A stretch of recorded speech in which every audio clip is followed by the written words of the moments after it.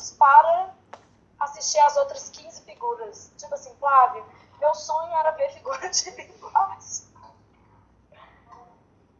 Faltam 15. Faltam 15 figuras, alguns vícios de linguagem, intertextualidade, alguns conceitos.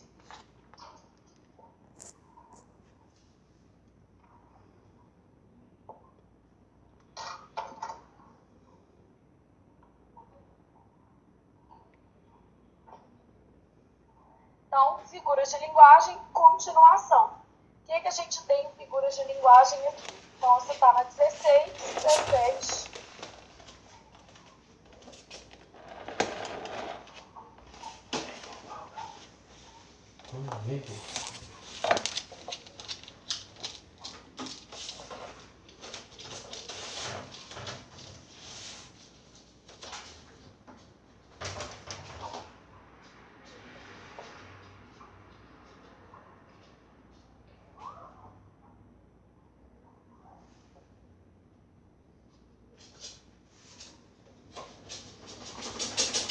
Como a aula foi ontem, eu ainda estou com a cabeça fresca, eu lembro as que eu tenho. E você também, né? Com certeza. Então, assonância, o que vai ser? Repetição da mesma vogal. Então, quando a gente pensa em assonância, é uma figura de som que trata da repetição de uma mesma vogal.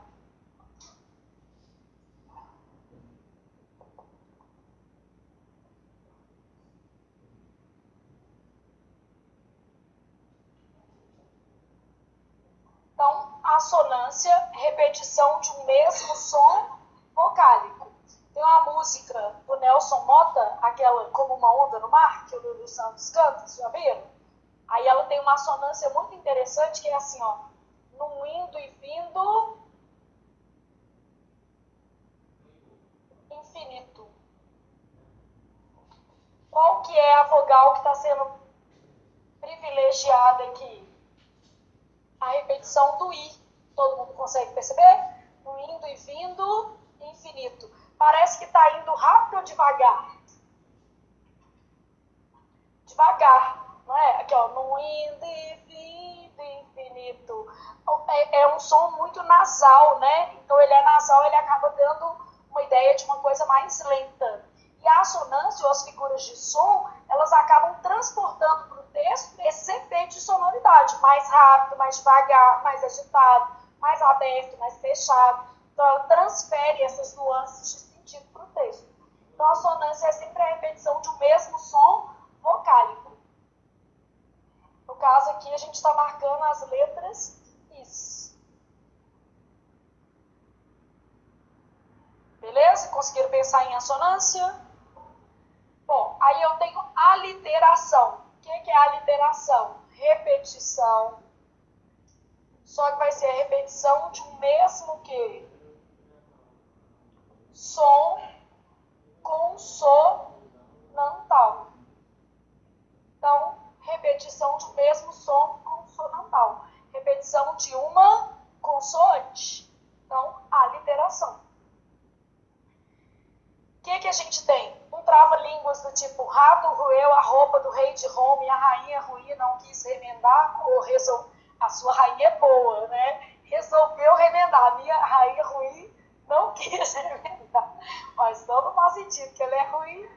Então, a rainha ruim não quis remendar. Você tem uma repetição de consoante. Mas você tem também umas outras repetições que são menos, como é que eu posso dizer? De trava-língua, né? Tem uma música do Chico Buarque, Parada Pregada na Pedra do Porto. Já viram essa música? Se vocês tiverem a oportunidade, escuta a música, mas escuta prestando atenção na letra. Chama Minha História a música. Você tem que ouvir a letra assim, e perceber o tanto que ela é poética. Então, ele vai contando a história lá, né? Aí a mulher que trabalhava no cabaré se apaixona por um marinheiro e ela fica parada, pregada na pedra do porto e o vestido cada vez ficando mais curto, né? Que aí é uma metáfora linda para a barriga crescendo, né? Pensaram nisso? É linda a música. Então, parada, pregada na pedra do porto. Olha como é que a repetição dessa letra P mostra que ela está fixa, não é? Parada, pregada na pedra do porto. Então, a pedra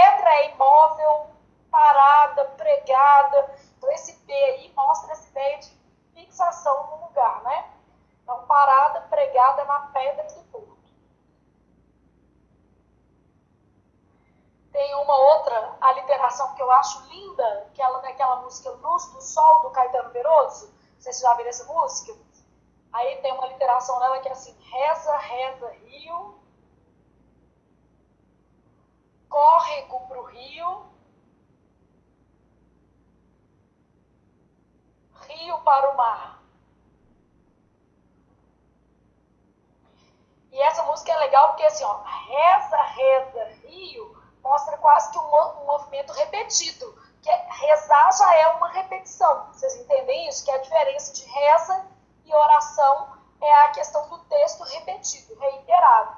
Então, reza, reza, rio, faz sempre o mesmo movimento, córrego para o rio, rio para o mar, mostrando essa transposição, um ciclo d'água. Essa música aqui, ela é muito linda, porque ela fala do fenômeno da fotossíntese, tá vendo? Luz do sol que a folha traga e traduz, que se renova em verde, em louro, em graça, em cor, em luz. Então, luz do sol que a folha traga e traduz, não é o fenômeno da fotossíntese? Super bonito. E ela também traz essa questão do potencial das regiões banhadas pela água, que são mais prósperas, econômicas, do ponto de vista econômico, porque ela fala assim, Dourabeira, então o rio Dourabeira, tudo que está em volta acaba sendo mais rico do ponto de vista econômico, que é verdade, né, gente? A água é essencial. Então, o texto é maravilhoso. Metáfora pura, né? É cabeloso. Muito bonito. A Gal Costa também canta essa música lindamente, mas a letra é do Caetano. Essa aqui, do Chico Buarque. Uma história maravilhosa, né? Música popular brasileira, a gente tem cada letra maravilhosa.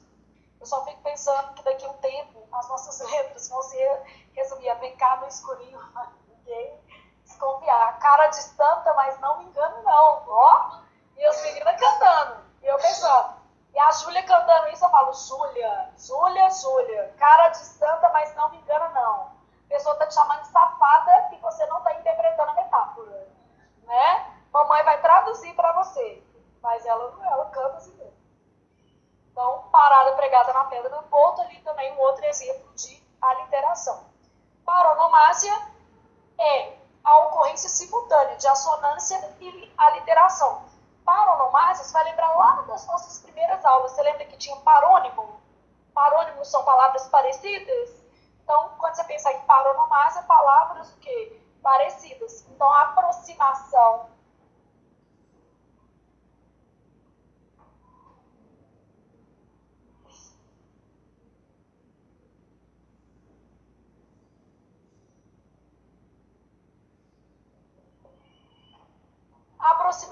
de palavras parecidas. Então, tem a ver com parônimo, né? Então, eu falo assim, ó. O eminente diretor disse que era iminente a guerra. Iminente de próxima, eminente de importante. Não são duas palavras parecidas, lembrando a ideia dos parônimos? Então, o iminente de próximo e eminente de importante. Mas eu poderia dar um exemplo de paronomásia num texto poético, que seria mais a cara de uma figura de o quê? Linguagem. Imagina que eu tivesse aqui, ó,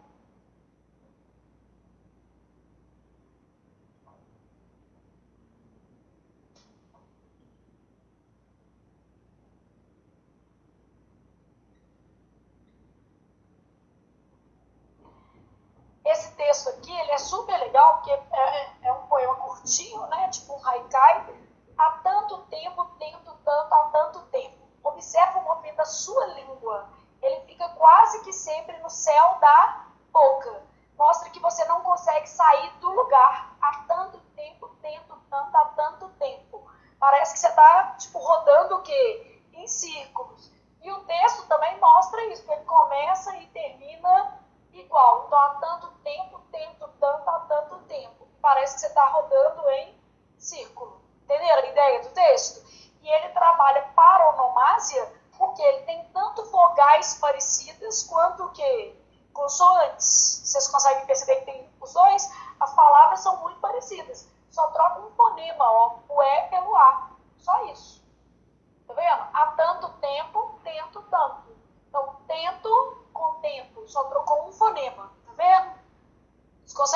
que é só um fonema? Dessa para essa, só um fonema. Dessa para essa, só um fonema diferente. Então, as letras são quase todas o quê? Iguais.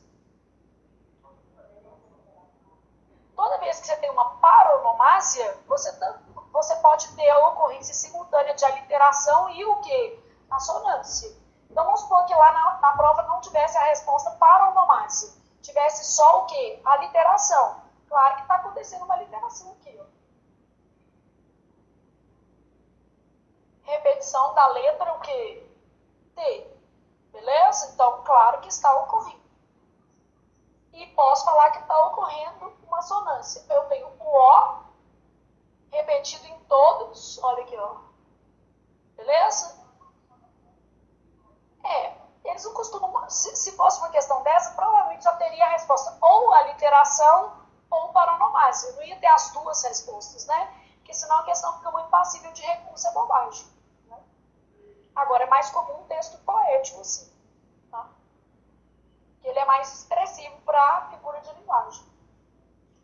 Beleza? Então, eu tenho lá assim, ó, o eminente diretor, eminente no sentido de importante. Disse que era iminente a guerra, que a guerra estava próxima. Correto? Conseguiram pensar nisso? Beleza. Então, pensei nisso tudo, aí eu estou em cacofonia. O que acontece com cacofonia? Som desagradável. Todo mundo consegue perceber? Cacófono. Então, aqui, ó. Som, aproximação de palavras. Vou tirar o 20 daqui. Ocasionando um som desagradável. Então, cacofonia, aproximação de palavras, ocasionando um som desagradável. Então, é o básico aqui, cacofonia. Bom, como é que vai ser a minha cacofonia? Imagina se eu tivesse uma frase assim, vou mijar. Pode piorar. Vou mijar que já está pingando.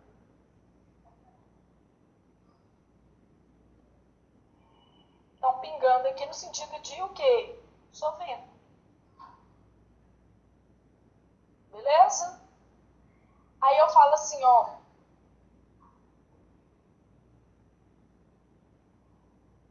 Fez isso pela Dona Maria. Cacofonia tá nisso aqui, ó. Fez isso pela Dona Maria. Vou mijar que já está pingando. Fez isso pela Dona Maria. Dá para entender que é uma cacofonia? Então, a cacofonia é a apresentação ou aproximação de palavras que dão um som o quê? Desagradável.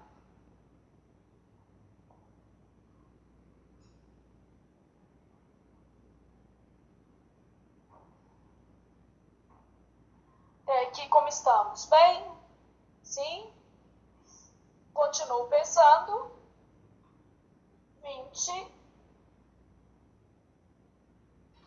Anacoluto. O que acontece com anacoluto? Termo solto.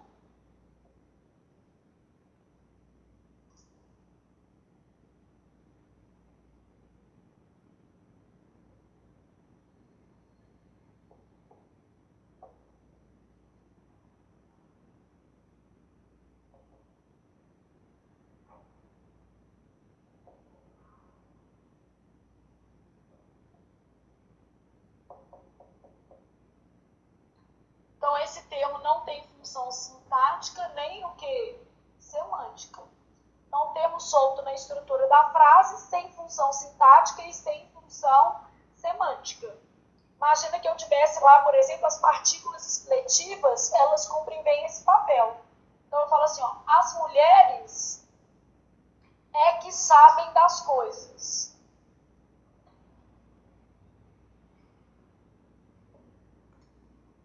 Isso daqui é um anacolutozinho. Se você tiver um complemento pleonástico, ele também cumpre a função de anacoluto. Porque, na verdade, Para que você precisa de dois objetos repetidos na frase? Faz algum sentido isso? Né? Tipo assim, ó, este livro já o li mais de uma vez.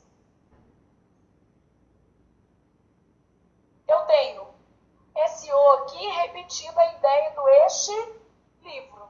Isso é só para dar uma ênfase, não é, gente? Então, o anacoluto normalmente é um recurso de estilo que tem a ver com ênfase ou mudança de estrutura. Você pensou em fazer a frase de um jeito e sem querer fez de outro. Então, pode ter a ver com ênfase ou uma mudança de estrutura da frase.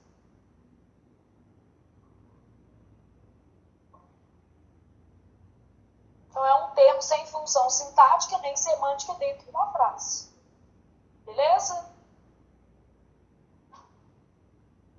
Dá para pensar nisso aqui? Bom, aí, estou lá no 21. Pensei, polissíndeto, assíndeto, epíteto. Polissíndeto é a repetição do mesmo conector, não é isso, gente? Então, polissíndeto, repetição de um mesmo conector. Assíndeto, o próprio nome já está falando, vai ser ausência de conector. E epíteto, uma sequência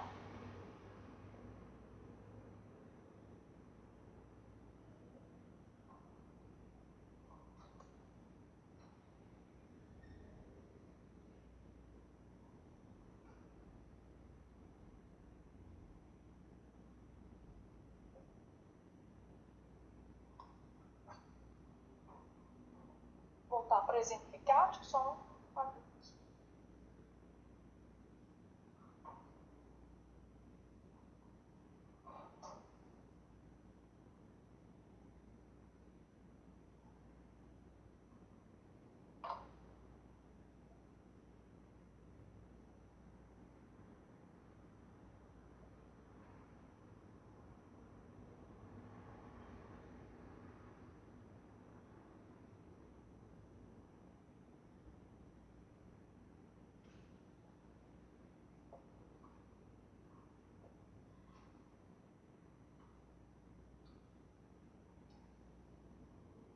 então, deixa eu aqui, vou exemplificar. Então, aqui, ó, isso aqui ali é só para não esquecer mesmo. Aí eu já vou pensando na sequência, na ordem, para não esquecer nenhuma. Polissíndeto, repetição de um mesmo conector. Então, quando você tem na construção da frase um conector que aparece reiteradas vezes. O mais comum do polissíndeto é o e. Então, inegavelmente é assim, ó. Ela chorava e gritava e pedia e implorava uma chance. Então, chorava e pedia e gritava. Polissíndeto. Mas não é sempre o E não, né, gente? Se eu quiser colocar outro conector, eu posso. Ou você estuda, ou você trabalha, ou ganha na loteria. Tá acumulado de novo. Então, ou você estuda, ou você trabalha, ou ganha na loteria. Ontem, assim que terminou a aula, eu conferi se eu ganhei, para ver se eu precisava vir hoje. Claro, se você ganhar, você não viria? Não viria. Nossa, mas aí você não ia terminar a nossa turma? Ia, com certeza. Ia, mas hoje em especial não ia.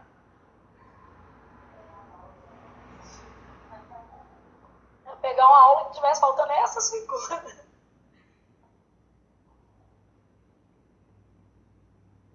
Acho que eu daria aula, assim, por hobby, mas Você ganhasse a loteria. Não pode contar? Jesus, eu ia contar para o mundo inteiro. Eu sou uma pessoa péssima para guardar segredo.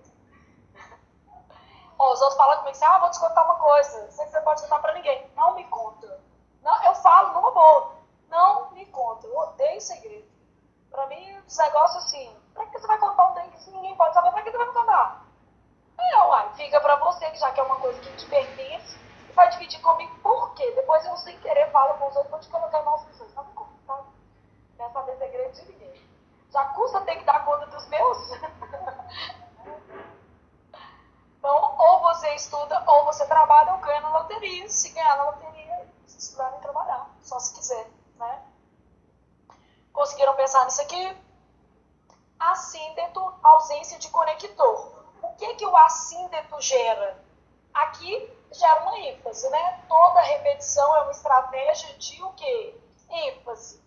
E aqui gera uma lacuna para o leitor. Essa lacuna, ela é muito confortável para quem lê, porque você preenche da maneira como você o quê? Quiser. Você passa a interpretar o texto da maneira como você quiser.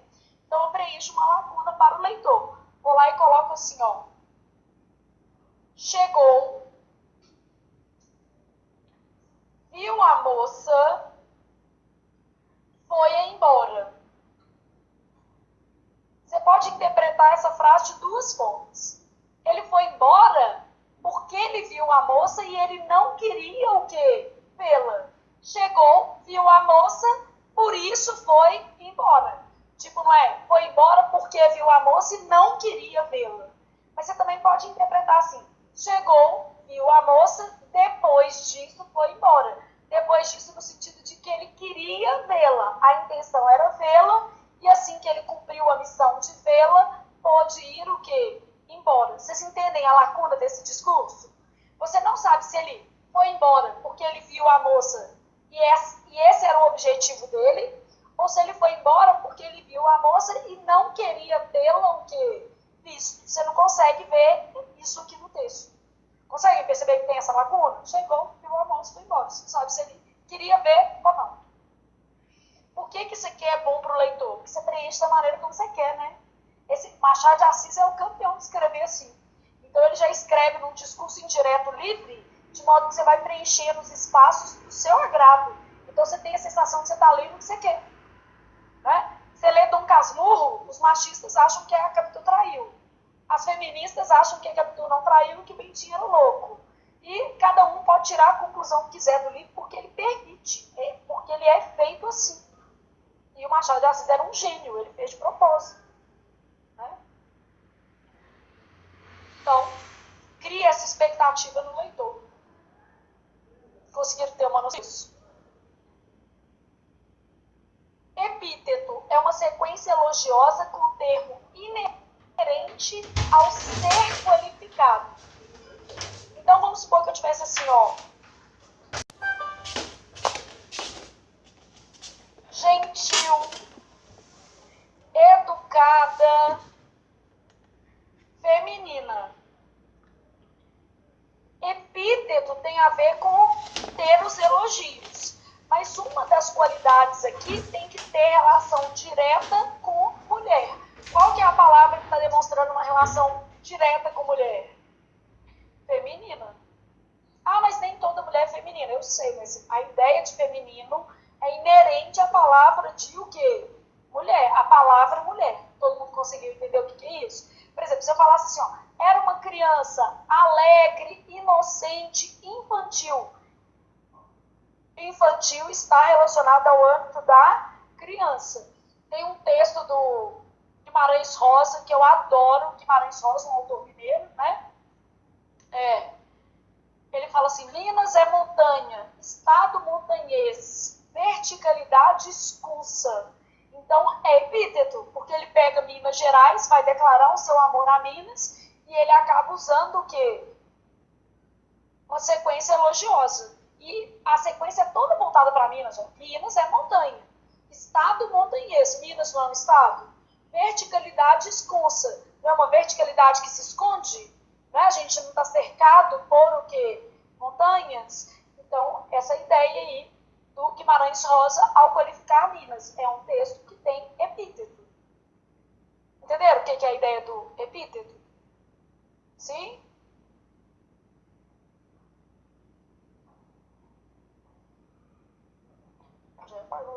Então, epíteto ali, anáfora. Anáfora você tem que ter um cuidado para não confundir com qual outra palavrinha? Anafórico, né? Anafórico é um mecanismo de coesão que retoma. Anáfora é uma figura de linguagem em que o mesmo parágrafo, o mesmo verso começa igual. Então, a anáfora é começar igual. Vou colocar só aqui, ó, diferente de anafórico. As palavras até têm a ver, né? Mas são conceitos em partes diferentes. Então, anáfora consiste em iniciar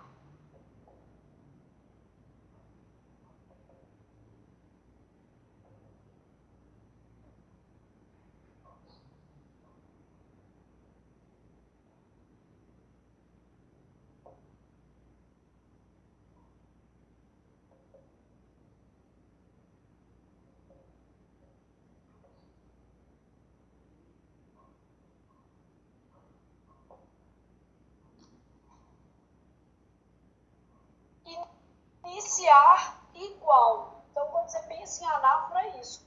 Começar igual. Então, se você for de Tom Jobim, é pau, é pedra.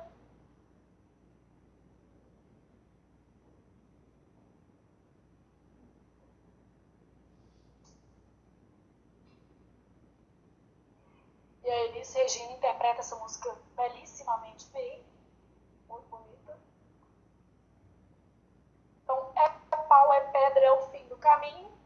Aí o menino vai e fala assim comigo: eu vou confundir com polissíndeto. Nessa hora eu tenho até uma dor no meu útero.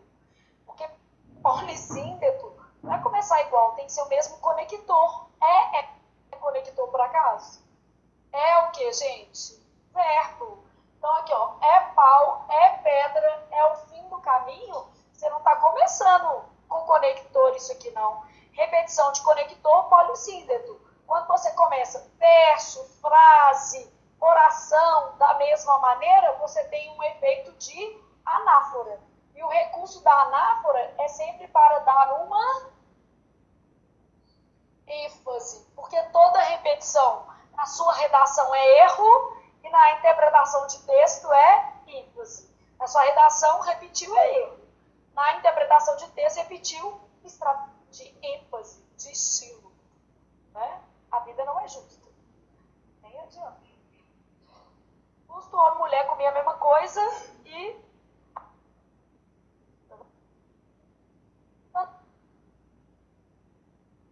engorda. Também menstruável. Né? Isso eu acho que era uma coisa que Deus deveria dividir. Um mês ou um mês. Faria mais sentido. Beleza, aqui conseguindo entender o que é anáfora? Se tivesse um texto, vou fazer um texto do Paulo Freire que existe, tá? Aí tem lá um texto dele que ele fala assim, ó, a escola dos meus sonhos. Aí ele começa a parar e falando assim, a escola dos meus sonhos não tem professores, tem mentores. Pessoas que inspiram os alunos a serem pessoas melhores. A escola dos meus sonhos não está restrita ao ambiente escolar. As pessoas aprendem no cotidiano, aprendem com a vida, aprendem com a prática. Claro que está escrito isso com outras o quê? Palavras, mas o texto chama Escola dos Meus Sonhos. Se quiserem buscar na internet, é do Paulo Freire. A escola dos meus sonhos permite um aprendizado para a vida inteira, permite reformulação de conceitos e principalmente a aplicação desses conceitos na vida real. Então, ou seja, ele começou todos os parágrafos do texto com a expressão a escola dos meus sonhos. Só que cada hora ele foi fazendo um recorte. Aqui era sobre quem ensina, aqui era sobre o lugar e aqui era sobre onde você vai aplicar esse o quê? Aprendizado. Entenderam mais ou menos como é que funcionou? Então, Então, cada parágrafo do texto começava exatamente da mesma maneira, marcando a ocorrência de anáfora. Ok? E anafórico, você viu em aulas passadas, que é o que, gente? Retomada de um termo. Não é um pronome que retoma outro termo? Lembram disso? Então, anafórico tem a ver com a retomada de termo.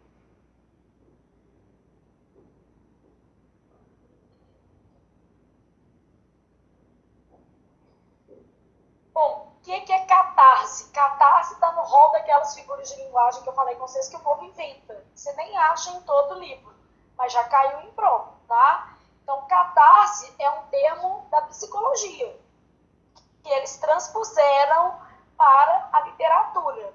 O que é catarse na psicologia? É um fluxo contínuo de pensamento. Então, na literatura, a catarse é um fluxo contínuo do pensamento transcrito. Bom, se eu for dar um exemplo de catarse, vocês já leram alguma coisa do José Saramago? Já ouviram falar, pelo menos, do José Saramago? Então, aqui, ó, José Saramago, ele é um autor português, já ganhou até o Nobel de Literatura, e ele tem características próprias de estilo, como, por exemplo, evitar o uso de ponto final nos períodos de um mesmo parágrafo. Então, ele faz isso porque ele entende que a lógica do pensamento é contínua e que esse ponto final rompe com a estrutura do pensamento mesmo. Então, ele usa períodos extremamente, o quê? Longos. Aí a pessoa fala assim, isso é erro na sua redação, Su. José Saramago, não, porque o cara já ganhou até o Nobel de Literatura, mas tá bom, querido. Né? Outra pessoa. E também o objetivo do texto dele é outro. O objetivo do texto dele é literário. Sabe o que é mais legal, gente? Qualquer texto dele que você pegar, você vai ver que tem muita coerência e coesão. Você consegue ler, mesmo não tendo ponto final. Então, isso aqui é interessante porque ele instrumentaliza a língua para ficar naquele fluxo contínuo. Vou te dar um exemplo que com certeza você vai entender. Mulher brigando com o marido. Catarse. Ela não para de falar. E ela vai conseguir se lembrar desde 1982, quando eles pensavam em namorar. Né? Era ainda um próprio na cabeça. Então, ela vai conseguir fazer uma catarse. O fluxo é contínuo. O pensamento não é interrompido. A pessoa fala e você nem ouve. Você continua o quê? Falando. Pelo menos eu sou assim. Sem ponto final.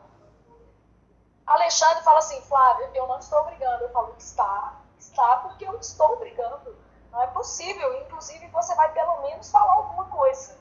Porque senão vai me irritando mais. Que ele não fala, né? Não, catarse. Eu vou falando e ele não fala nada, gente. Tipo assim, qual é? Ele fica assim. Já acalmou? Na hora que ele fala, já acalmou? Aí a catarse é dobrada. Aí eu já tenho vontade de falar assim, agora eu vou te mostrar como é que eu acalmei. Então, catarse é um fluxo contínuo de pensamento.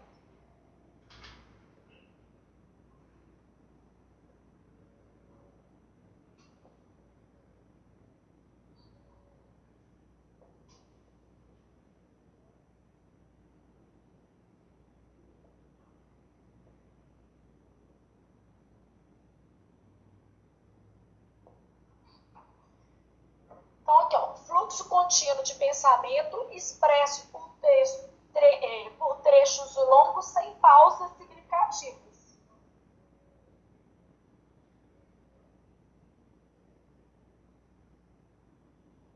O que a gente está chamando de pausas significativas? Ponto que final, porque a vírgula é uma pausa curta.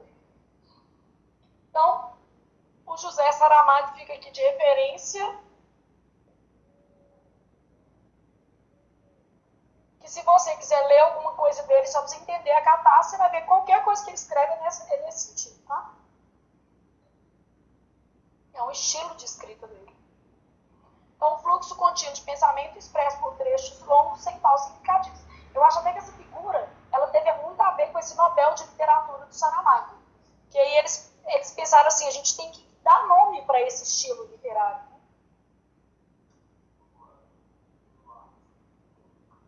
Kerouac?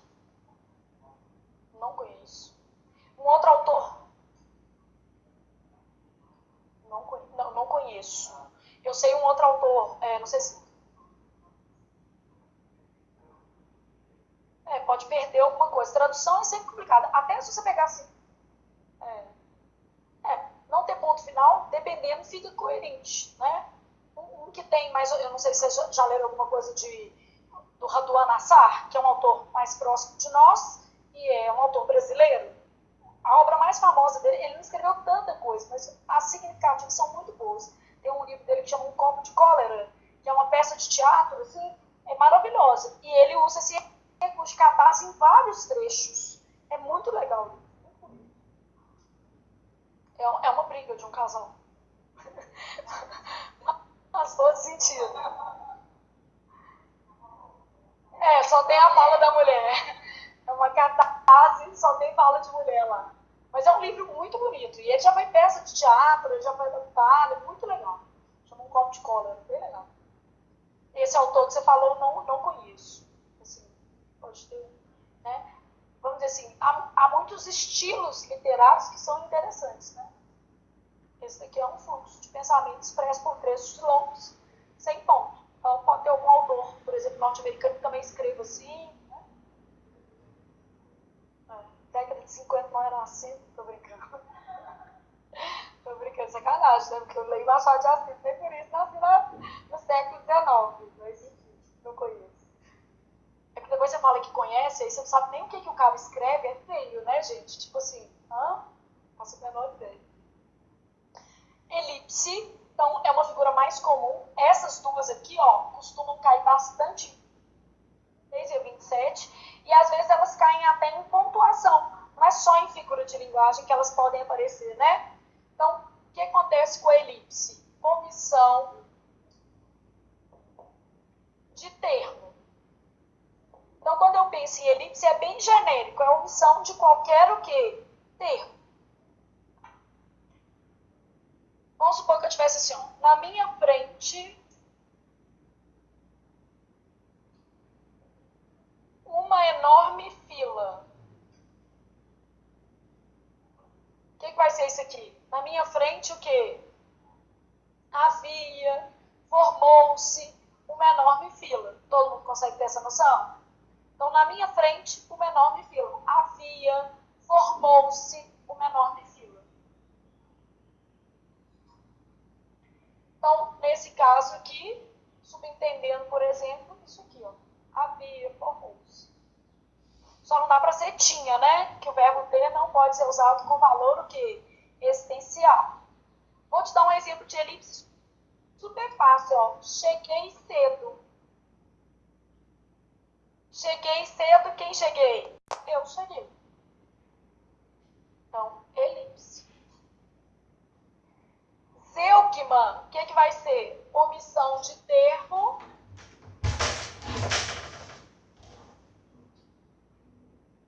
com referente. Só te lembrando que a zeugma é um tipo de o quê? Elipse. Porque se não tiver a resposta lá, você sabe que você pode marcar a elipse no lugar de zeugma. O mais comum é ter as duas, tá? Mas se não houver, já sabe que pode ser isso. Eu falo assim, ó, uns querem a guerra. Ponto e vírgula. Outros a paz. Uns querem a guerra, outros a paz, outros o quê? Querem a paz.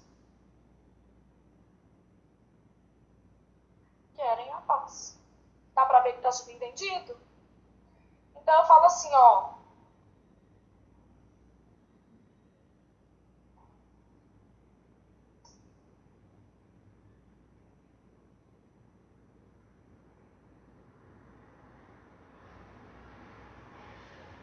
Aquele homem era louco, este lúcido. Então, aquele homem era louco, este o quê? Homem era lúcido. Então, o mais comum da zeugma é subentender verbo, mas pode subentender outras classes. Tá vendo aí o exemplo do homem?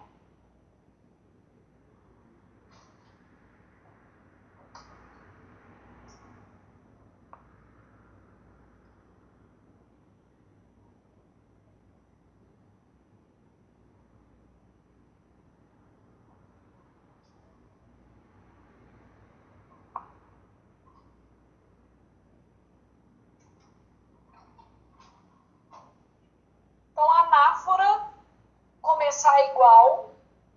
Catarse, um fluxo contínuo de o quê? Pensamento. Elipse, omissão de um termo. Zeugma, omissão de um termo com o quê, gente? Referentes.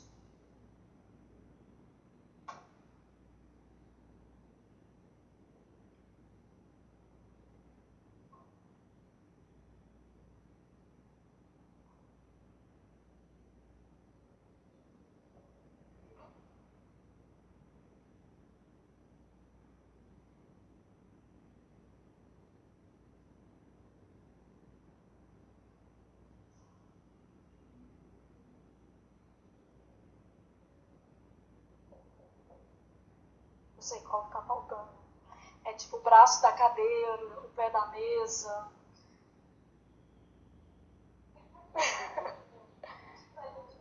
Tipo, né? Aí você fala assim, eu sei que começa até com a letra C. Tem 2 minutos. Eu lembro antes da sílabes, mas eu sei que só falta essa. Tipo, o pé da mesa, o braço da cadeira, já viram isso? Tipo, quando a gente troca pela falta de um nome mais específico. Então a gente sabe até que é isso.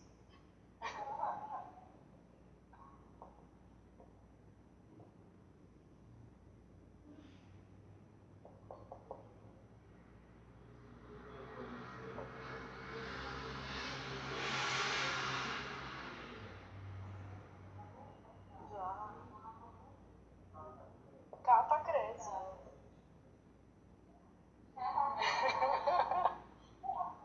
Ajudou pra caramba. Mas tá vendo? Já sei até que começa com C. Gente, minha cabeça, ela pensa em ordem.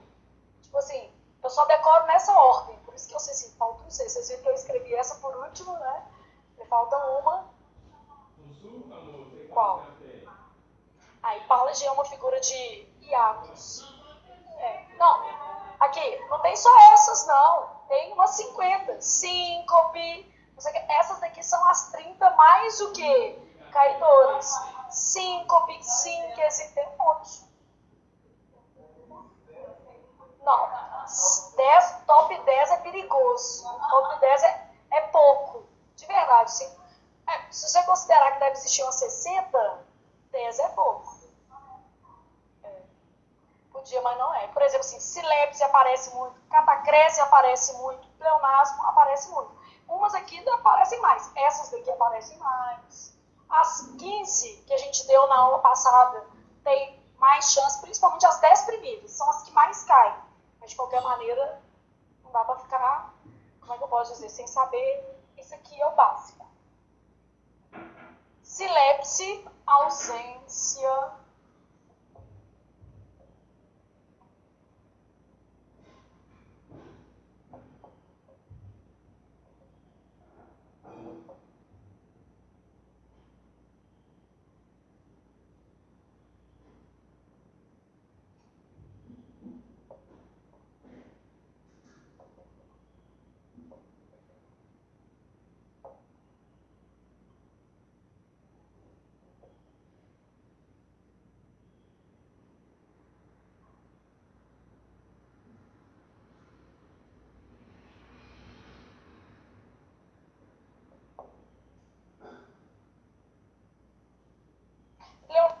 Pleonasmo, de vez em quando eles chamam de redundância, tautologia, já viram? Principalmente no raciocínio lógico é normal falar tautologia.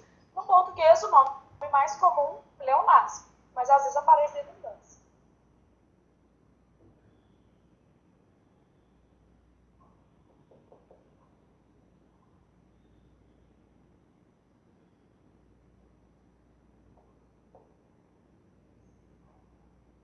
Então, eu tenho lá assim, ó, silepse é a ausência de concordância lógica, então silepse também recebe um nomezinho que é a concordância o quê? Ideológica. Você já viu concordância lógica, que é feita com o núcleo, atrativa, que é feita com a palavra o quê? Mais próxima, e também existe a concordância ideológica, que é feita com a ideia sugerida pelo termo. Então, essa silepse, ela pode ser de gênero, de número ou de pessoa.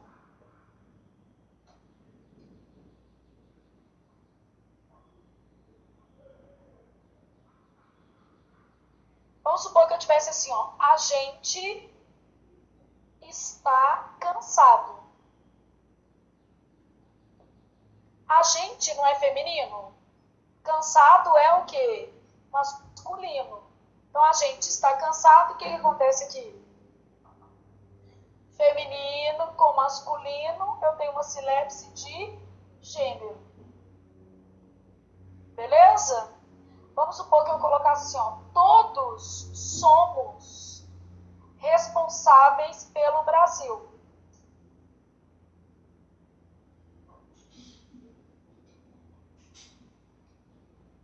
Então, se eu faço todos somos, todos está na terceira do plural.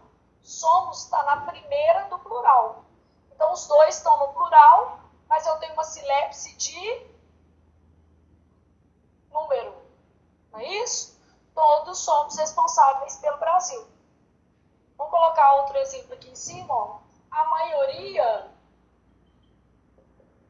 querem só dinheiro. Então, quando eu falo a maioria querem só dinheiro, o que acontece com a maioria? Maioria é uma palavra que está no singular. Quando eu fiz querem, querem está como? No plural. Então, a maioria querem dinheiro, singular e plural.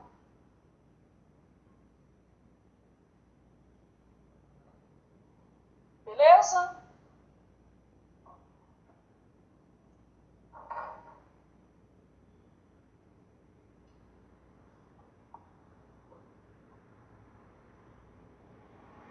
Conseguimos pensar nisso aqui? Sim? Então, a maioria querem só dinheiro, eu tenho singular e plural. Beleza, gente? Catacrese. Trata-se da utilização de um termo por falta de outro mais do que específico. Aí, ó, mas pelo menos o conceito vem antes do nome, né? Bom, como é que acontece aqui? Em vez de eu falar braço da cadeira, como é que eu vou falar? Haste que sustenta a parte superior da cadeira, né? Ou se não, haste que sustenta a parte inferior. E dente de alho, como é que eu vou falar? Gomo? É tipo um gomo. Não é tipo um gomo, igual mexerica. É um gominho. Né? Você vai tirando. Parte integrante do alho. Quase um cílio. É, coloque uma parte integrante do alho amassada.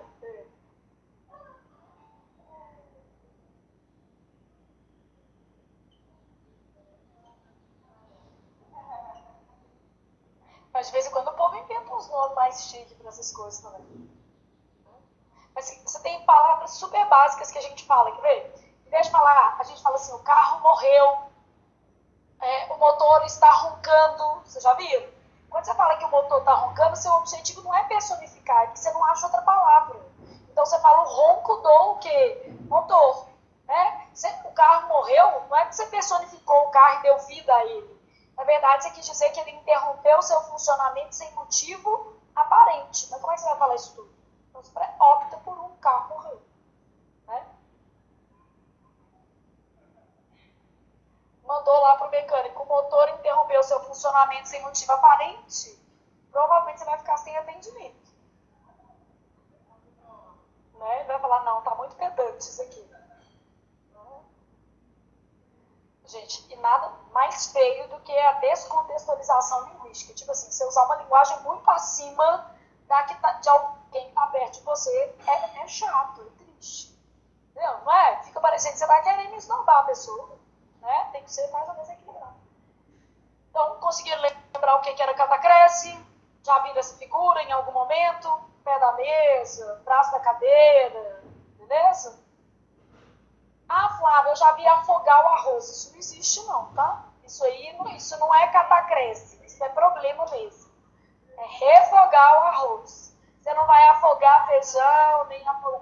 Mas joga água, mas não é nessa parte. O carro pode afogar, né?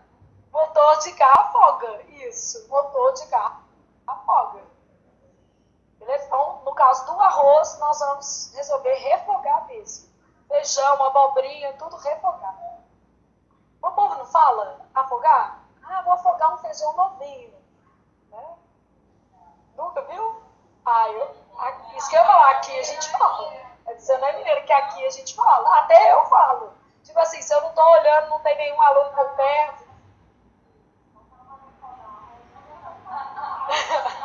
É quase isso, é fritar o arroz, né? Tipo, uma fritadinha. Nem tá na moda mais isso, né? Certo, né? Porque antes o povo põe 1 quilo de óleo no arroz, depois escorria assim. Minha mãe fazia arroz assim, escorria. Era uma coisa horrorosa. Mas fica mais soltinho o arroz brilhante. E a comida com gordura, ela tem outro sabor.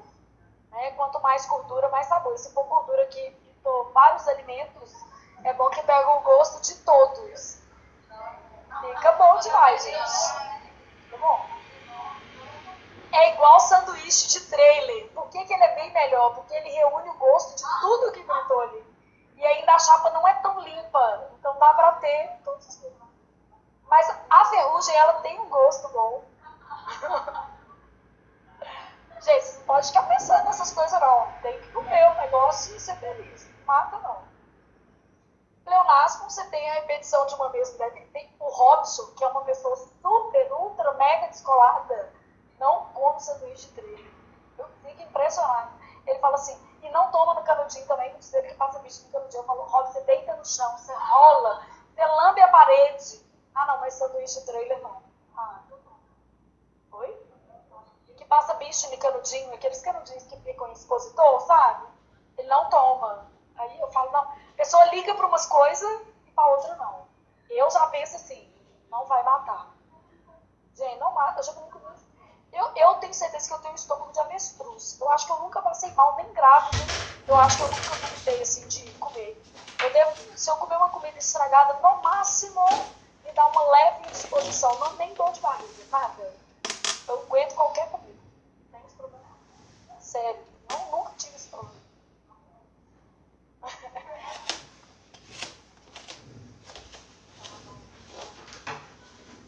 Eu nunca provei puxada de bode.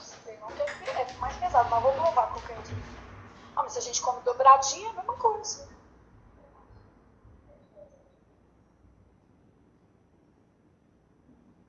Eu nunca comi.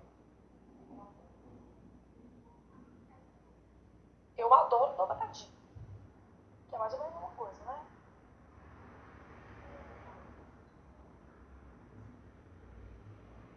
Eu só não gosto muito de língua de boi, assim. Mas eu não gosto muito.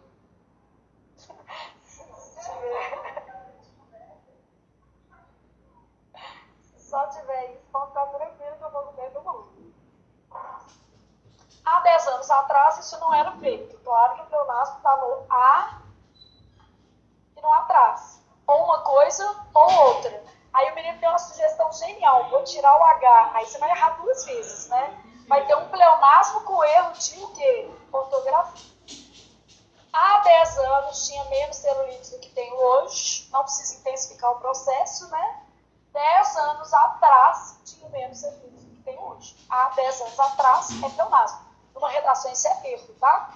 De todas as figuras de linguagem, qual que é a única que pode aparecer numa redação? Eufemismo. A única que pode aparecer. Todas as demais na redação são proibidas. Se você fizer, você vai perder ponto. Entendeu? Eufemismo é a única figura de linguagem possível em um texto dissertativo formal. É até razoável usar. Tá? E as demais figuras numa redação podem ser empregadas? Não. Porque isso aqui tem a ver com a interpretação de texto, né? A criação de novos empregos é essencial.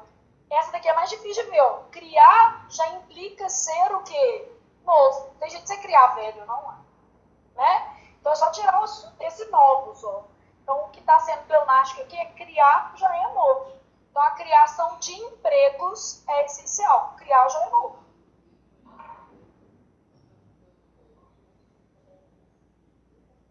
Não, isso aqui, gente, a gente usa.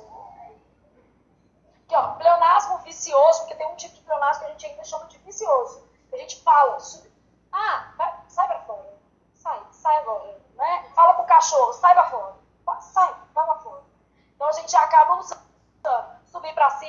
subir lá em cima. Subir lá embaixo não vai ter jeito. Vou descer lá embaixo agora. E a gente fala. E quando eu falar, gente, eu tô me incluindo. Porque, por exemplo, eu devo falar umas 100 vezes aqui no curso assim, desce lá embaixo pra mim e pega um negocinho. Você não fala só, desce. Você tem o hábito de falar, desce lá embaixo, pra ficar mais claro. Né? Então a gente fala mesmo. Umbigo, quando a mulher tá grávida, seu umbigo vai sair pra fora. Você não fala assim, seu umbigo vai sair, porque vai ficar parecendo que ele né, vai passear e não volta. Então, por uma questão de raciocínio, a gente acaba usando pleonástico. Seu umbigo vai sair pra fora. É pleonástico. Mas se falar só seu umbigo vai sair, você ia achar mais esquisito que ainda, seu umbigo vai sair. Vai sair. Você ia imaginar que ele ia arrancar. Não é tipo isso? Então, tá vendo? Às vezes o pleonasmo ele tem uma utilidade social. A gente usa. Só que é um vício de linguagem, tá? Não deve ser explorado. Adiar já é depois, né? Se você vai adiar, não é agora. Porque se é uma propriedade, já é uma característica. Adiar para depois, propriedade característica. Igual aqui, ó, criar novos, a gente fala. Gente, não que a gente fala mesmo.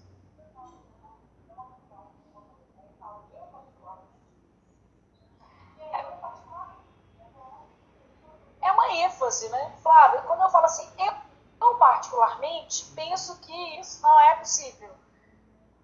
Esse particularmente que está aí, ele está enfatizando o fato de ser um posicionamento que pessoal, particular, mas sim é desnecessário. Eu não acho. Eu não acho. Fala, gente, fala. Eu particularmente, fala tudo. Fala subir para cima, descer para baixo, criação de novos empregos. Se você falar assim, há 10 anos, a pessoa fica esperando você falar um abraço. Ela fala assim, há 10 anos, né? Só falta completar a palavrinha. Há 10 anos atrás. Então a gente tem esses vícios de oralidade. O que não quer dizer que a gente deve transpor isso tudo para quê? Para escrita, né? Claro que não. Bom, agora você começou intertextualidade. Já ouviram falar nisso?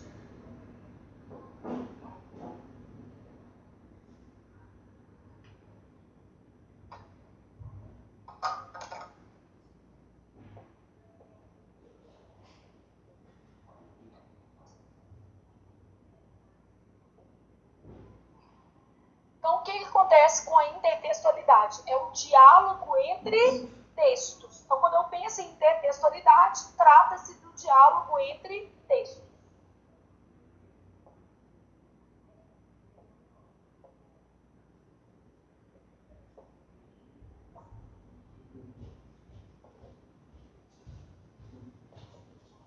Então, trata-se do diálogo entre textos. Eu tenho o que a gente chama de texto primário,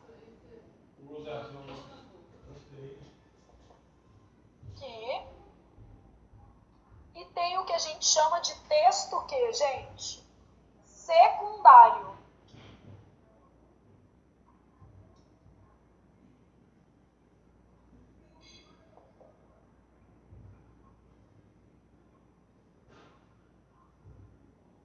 Então, eu tenho o que a gente chama de texto primário e tenho o que a gente chama de texto secundário.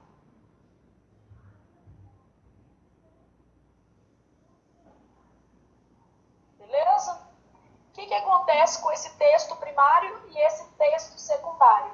O texto secundário se torna dependente do texto primário para efeitos de interpretação. Então, a gente sabe o seguinte, que para uma interpretação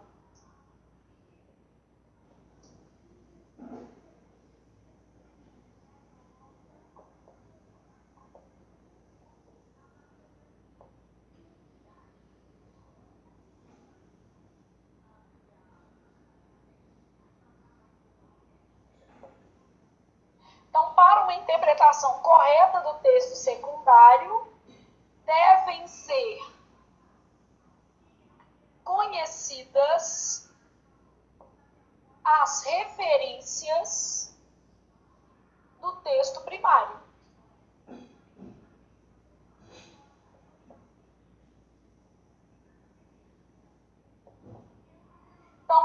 interpretação correta do texto secundário, devem ser conhecidas as referências do texto primário. Quer dizer, para você interpretar corretamente, você tem que ter uma noção do texto primário.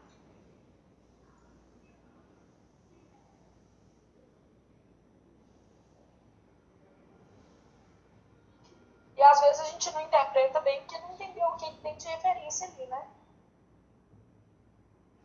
Você está lá lendo um texto e fala assim, ó, naquele dia ela acordou com os mesmos olhos de ressaca que outrora vira em Capitu.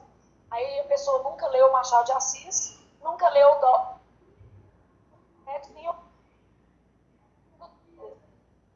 A referência de ressaca ali era a ressaca do mar. Né? Machado de Assis, quando descreveu o olho de Capitu, ele fez uma referência a um verde folha seca, que é mais ou menos quando o mar fica revolto. Então, o mar de ressaca, ele não fica menos verde ou menos azul? Não fica mais ou menos turvo? De folha seca ali é a ressaca que ele se referiu. Só que aí você leu assim, naquele dia ela acordou com os mesmos olhos de ressaca de Capitu. Aí você já pensou, nossa, mulher bebeu todas.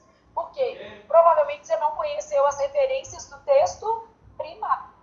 Né? Isso empobrece sua leitura. Então, para uma interpretação correta do texto secundário, devem ser conhecidas as referências do texto primário. Todo mundo entendeu isso? Então, o que é intertextualidade? É um diálogo entre textos. Quando dentro de um texto secundário você aborda elementos do texto primário. Sim? Sim, sim, sim.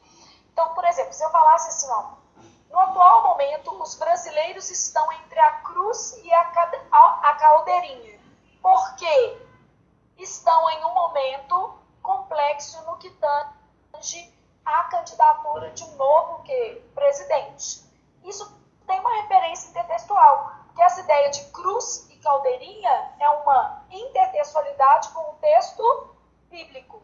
Vocês entendem que cruz existe na ideia do texto bíblico, a noção de céu e inferno já é uma noção do texto bíblico. Então você transpôs isso para o texto. Perceberam? Então, o problema é que às vezes a gente não lê e nem nota, né? Lê e não nota. Bom, o que vai cair? Geralmente eles vão te dar um texto, perguntar se há intertextualidade no texto. Outra possibilidade é fazer uma questão um pouquinho mais elaborada que pergunta o tipo de intertextualidade.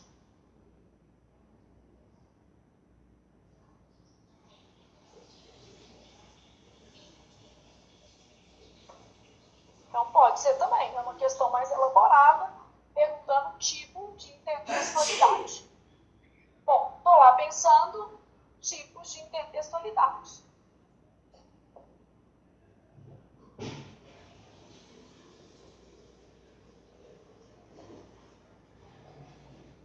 Então, quando eu penso em tipos de intertextualidade, eu tenho lá citação, alusão, epígrafe, paráfrase, paródia e pastiche. Citação, alusão, epígrafe, paráfrase, paródia e o quê? Pastiche. São os tipos de intertextualidade. Bom, o que é a citação? É uma referência direta, é uma cópia de um trecho de outro texto. Geralmente é chamada também de argumento de autoridade.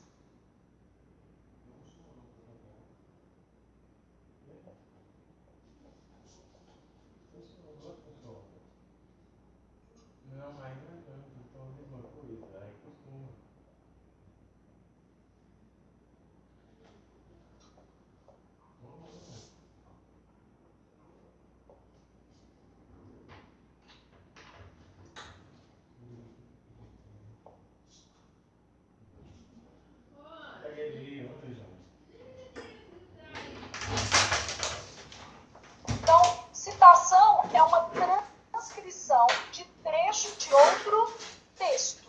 Então, vem entre aspas, marcas gráficas, quer dizer, aspas, dois pontos, travessão, são coisas que marcam a citação. aspas. Dependendo da citação, se ela for muito longa, pode ser itálico, não pode? Uma citação longa pode ser itálico.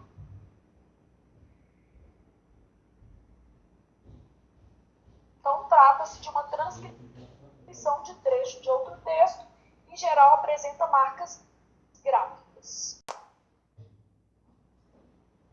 Até aí conseguimos pensar? O que mais que eu tenho, então, aqui na alusão? Então, consegue imaginar uma citação dentro do texto? Transcreveu, porque dá exemplo disso aqui, eu vou ter que fazer um texto e ainda colocar outro dentro, é bobagem, né? Alusão é uma citação direta ou uma citação indireta? Indireta. Ela também pode ser chamada de argumento de o quê? Autoridade. Qualquer um dos dois aqui pode ser chamado de argumento de autoridade.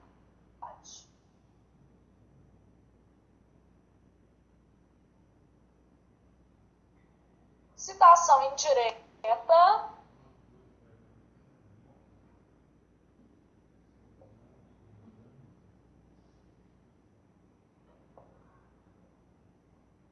Então, referência a elementos de outro texto. Que tipo de referência eu tenho? Autor. Eu posso fazer uma referência somente ao autor. Autor, obra, personagem. E posso fazer uma referência à ideia.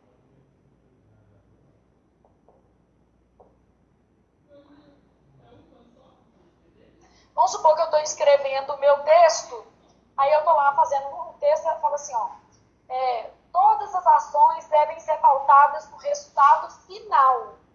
Portanto, não interessa se o meio, às vezes, traz alguns prejuízos ao executor ou às pessoas do seu entorno. O que importa é o resultado. Isso é uma alusão. Eu estou fazendo uma alusão àquela referência de os fins justificam o quê?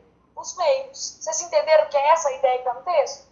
Flávia, e se eu não tivesse uma noção dessa frase, os fins justificam os meios, você não ia reconhecer a intertextualidade. O maior problema da intertextualidade é que ela requer cultura geral. Para você reconhecer, você tem que ser um bom leitor. E se eu não for um bom leitor, dificilmente você vai reconhecer. Está lá na redação, está lá num texto lá falando assim, e naquele dia viu como Perséfone, aí você nem sabe que Perséfone é personagem da mitologia, o quê? Grega. Pensou que era um nome que o cara tirou da ideia e pôs lá no meio do texto. Não vai reconhecer. Entendeu? Então, assim, infelizmente, a intertextualidade, para ela ser acessível, ela depende de conhecimento de público. Beleza? Eu estou fazendo um texto super bonito lá, aí no meu texto eu coloquei assim, olha, aí eu falei que a vida é cheia de oportunidades, sei o quê, que a gente tem que ir. E aí eu falei pedras no caminho, mas você pode superá-las ou apenas ignorá-las. É uma questão de opção. Terminei meu texto assim. Claro que eu estou fazendo uma referência a Carlos Drummond de Andrade. Né? Tinha uma pedra no meio do caminho tinha uma pedra. Não é uma referência? Sim? Então, algumas são mais explícitas, outras menos, e tem gente que nem isso vai acessar, não vai lembrar. Então, assim, não entendi não. Né? Se vem com aspas, é mais fácil. Então, aqui, citação indireta, referência a elementos de outro texto, autor, obra, personagem ou ideia. Beleza? Quer ver, Eu posso fazer uma paródia, que é assim, no mundo de hoje, a questão é ter ou não ter. É uma paródia. De quê? Ser ou não ser, no texto de Shakespeare, não é? Então, no mundo de hoje, ninguém vale pelo que é, todo mundo vale pelo que tem. Estamos na era do ter ou não ter. Eu fico achando que eu vou até escrever isso. Tá ótimo.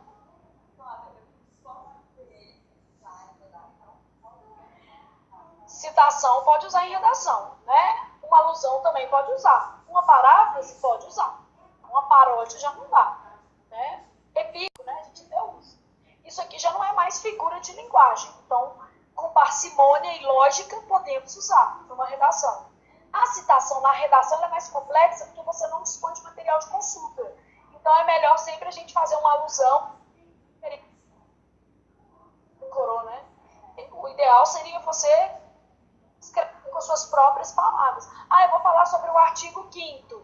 Eu não vai falar assim, tratar os desiguais na medida das suas, o quê? Desigualdades. Você vai falar assim, ó, que a igualdade, que seu objetivo é a igualdade material. E que nesse sentido cabe ao Estado, por meio de suas ações, coibir distorções sociais ou amenizá-las em função de ações afirmativas. Já sei o que isso quer dizer. Tratar os desiguais na medida das suas, o quê? Desigualdades. Não é isso?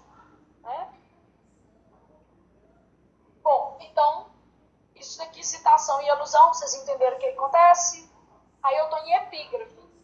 Epígrafe é uma citação antes do início do texto. Vocês já fizeram um trabalho de conclusão de curso, algum trabalho acadêmico, aí você vai lá e escolhe uma frase e põe no início do seu texto. Já viram isso?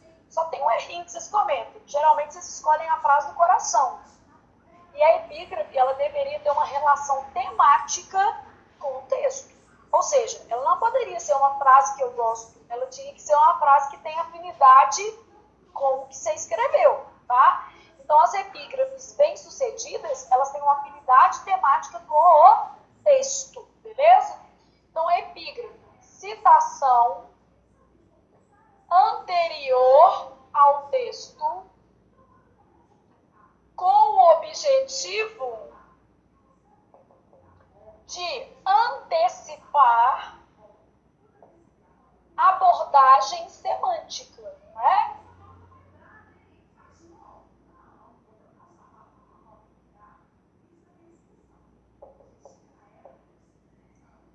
Então, a epígrafe é uma citação antes do texto e ela tem o objetivo de antecipar essa abordagem semântica, ou seja, de falar sobre o que você vai escrever.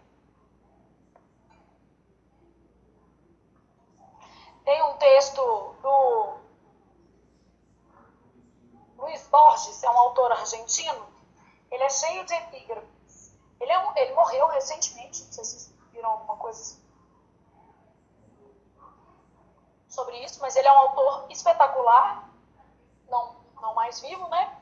E ele fez um texto que chama A Intrusa, Jorge Luiz Borges, que é o nome dele. Ele fez um texto que chama A Intrusa.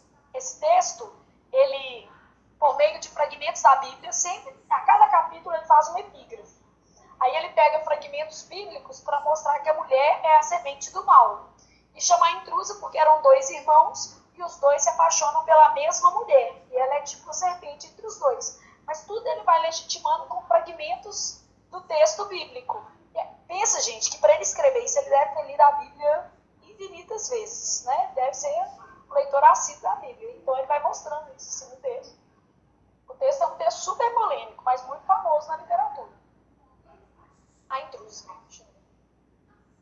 O texto é muito bonito, mas assim, vamos supor, uma pessoa religiosa não concorda com o que ele fez, óbvio, né? Vamos dizer assim. Mas a gente tem que entender que ele fez isso aqui, ó. Ele usou um efeito de literatura. O objetivo dele não era pegar o fragmento da Bíblia. Claro que ele pegou e distorceu, óbvio. Claro que ele fez isso. Mas o povo também pega e distorce, né? Vamos dizer assim, não é só na literatura, não. Isso aqui é um objetivo, né? Ele é autor, ele é literário, ele não fez isso assim, do nada. Ele fez para mostrar que o significado advém de uma conexão com outras coisas. Então, ele pega vários fragmentos. Jorge Luiz Borges. É um autor argentino. O texto é muito bonito. Assim, é um texto polêmico. Não é tão bonito, sendo muito honesto. Quer ler um trem bonito, vai ler Amor, da Clarice Lispector. Né, que é um conto... já ganhou várias vezes entre os 10 contos brasileiros mais bonitos. Esse conto que chama Amor, umas 5 páginas, é maravilhoso. Mas aí do Jorge Luiz Borges é mais um conto técnico, assim, que para estudar literatura ele é eficiente pra caramba. Só que como é que eu posso dizer? Ele choca, né? Ele pega uns trechos da Bíblia e você fala assim, não, o cara não quis falar isso não. Aí ele fala assim, não, que isso, tá vendo? Essa palavra é isso.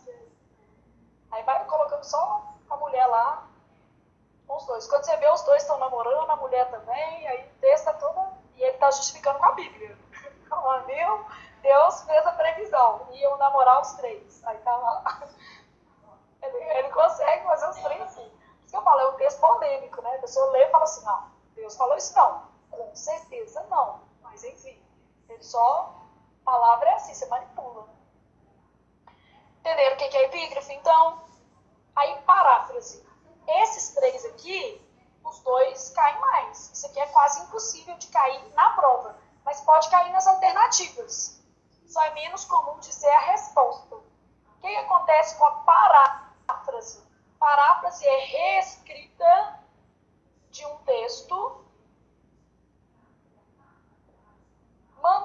mantendo-se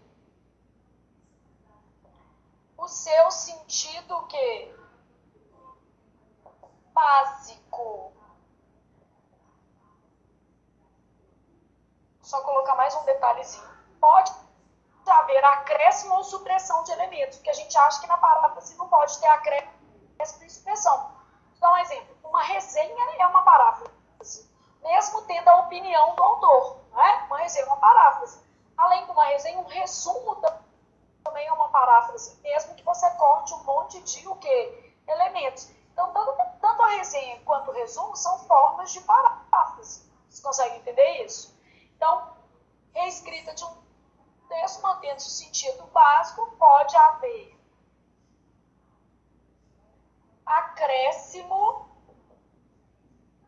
ou supressão de elementos.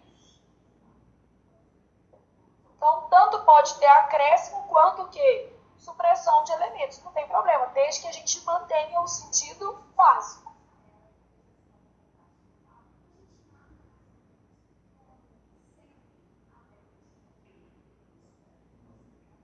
Então, qualquer forma de resumo, esquema, as fichinhas que vocês fazem, tudo isso é forma de o quê? Paráfrase. Você está mantendo a ideia básica do texto.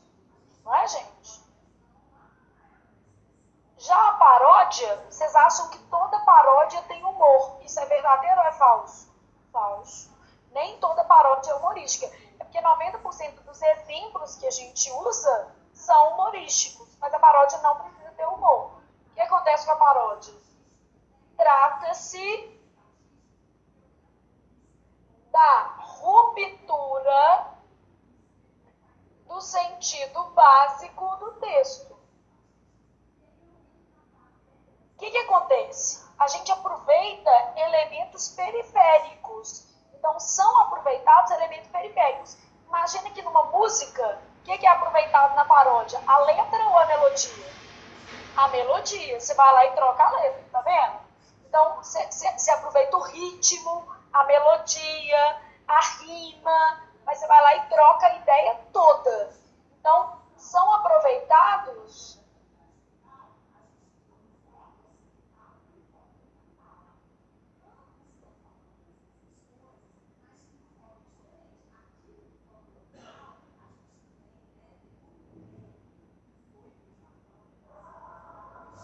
Então, eu peguei o ser ou não ser e troquei pelo quê?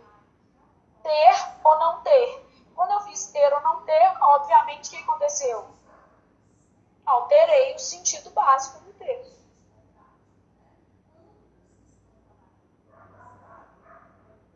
Todo mundo consegue ter essa noção? Então, existe uma alteração do sentido básico do texto.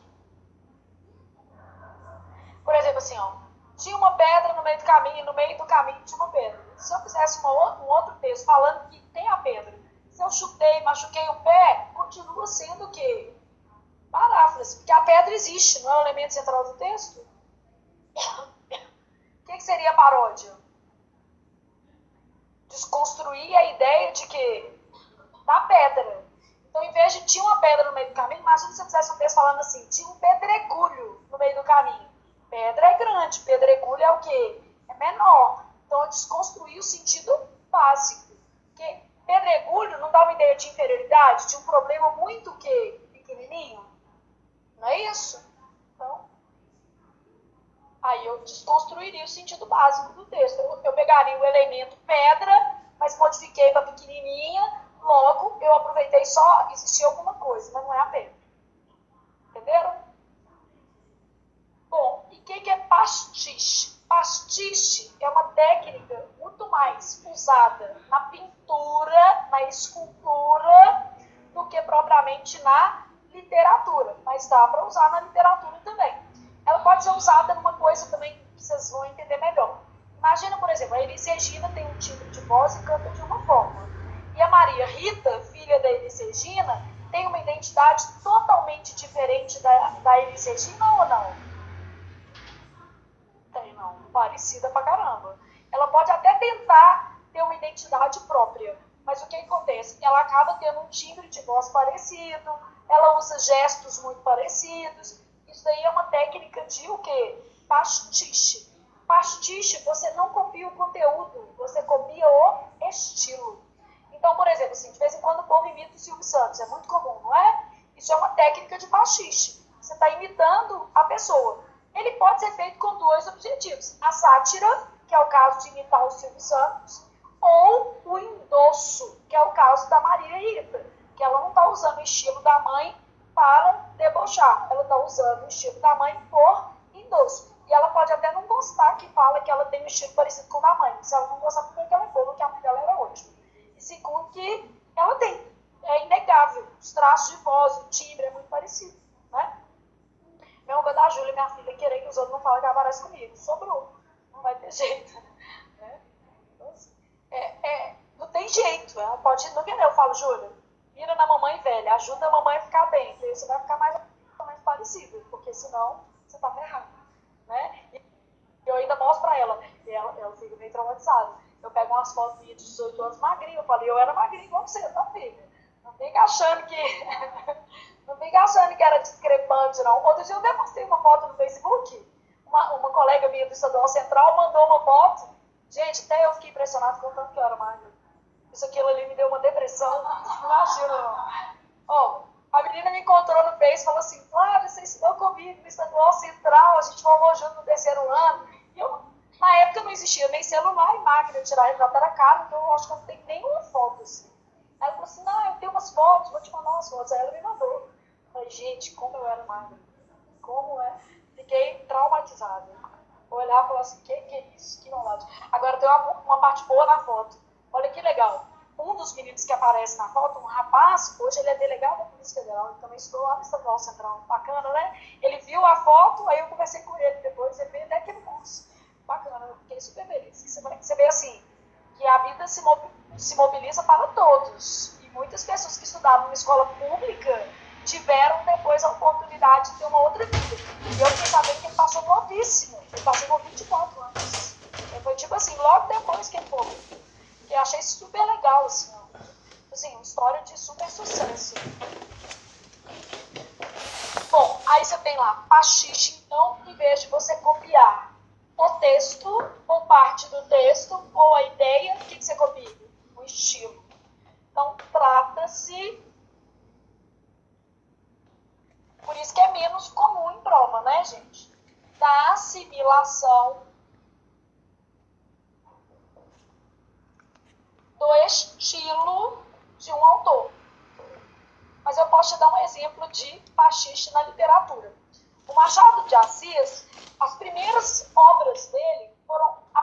O primeiro contato que ele teve assim, com a literatura mais expressiva foi como tradutor. Então ele, como autodidata, aprendeu inglês, francês. Então ele foi sempre assim, um estudioso de vários idiomas. E ele foi um dos tradutores do Victor Hugo, que era um autor ultra-romântico da Europa, um autor francês. Então ele traduziu Trabalhadores do Mar, Os Miseráveis, obras famosíssimas do Victor Hugo, e foi fortemente influenciado por essa corrente ultra-romântica. Aí, no ultra-romantismo, ele escreveu, por exemplo, Helena, que é um livro da segunda geração do romantismo brasileiro, que nem parece que é do Machado de Assis, sem brincadeira. Por quê? Naquela lógica ali, como ele estava como tradutor do Victor Hugo, ele foi muito influenciado pela literatura europeia e pela geração romântica. Então, Machado tem uma geração romântica, depois ele rompe com essa geração e passa a escrever no realismo, naturalismo, que é o estilo que ele se enquadra melhor. E é onde ele se destaca também pela crítica social, pela denúncia. Então, ele vai para um estilo mais autoral. Mas essas obras românticas do Machado de Assis, elas são todas uma evidência de pastiche, porque o estilo não é dele, é do Victor Hugo. E até os galicismos são facilmente reconhecidos nas obras. Ele traduziu tanto do francês que ele passou a usar construções que são típicas do francês na análise sintática. Você vê vários galicismos no texto. Interessante isso, né? Flávia, eu não vou ter que ler isso não. Não. Só para você entender o que é.